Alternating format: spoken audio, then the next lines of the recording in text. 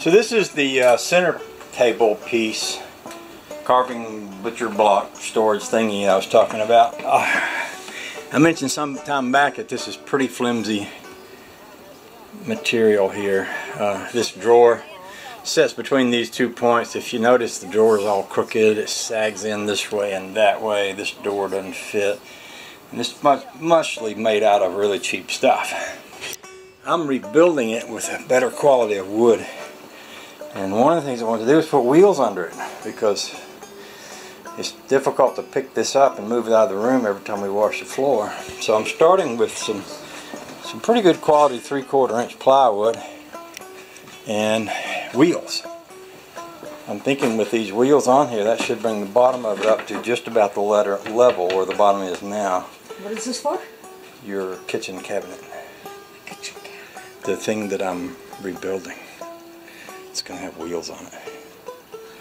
That way, when we want to get it out of the kitchen, we don't have to pick it up. Oh no. Isn't that smart? Yes, so smart. So smart. It's so smart. So what I'm doing, I'm attaching the Caton wheels and the screws.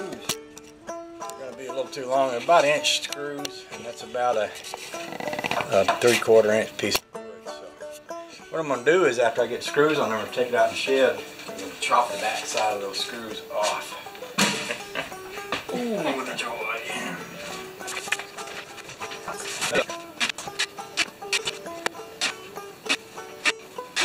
Okay, let's go see how that squares up with the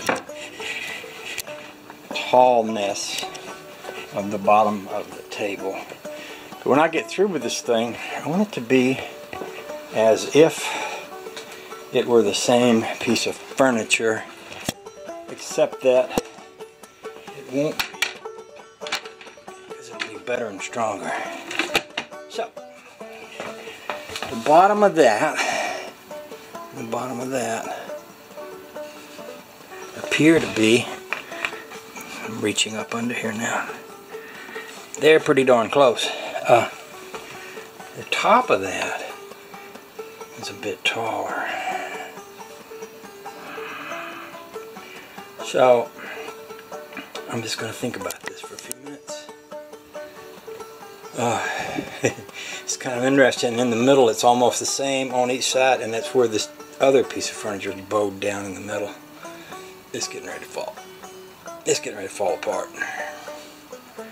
So, thinking about this, I think that's okay.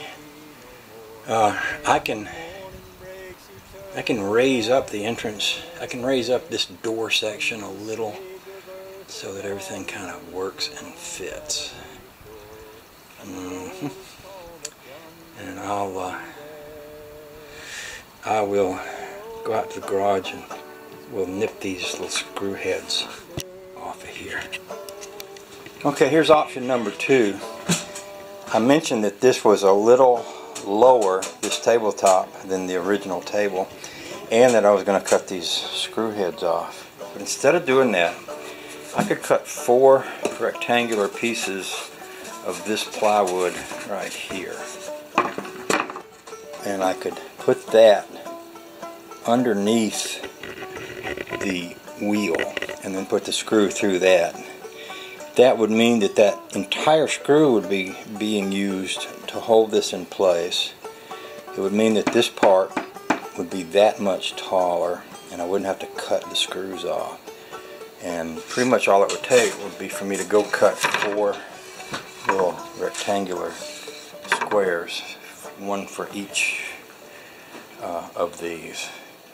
Take those screws out, put it under there, and put that back on. That's what I'm going to do.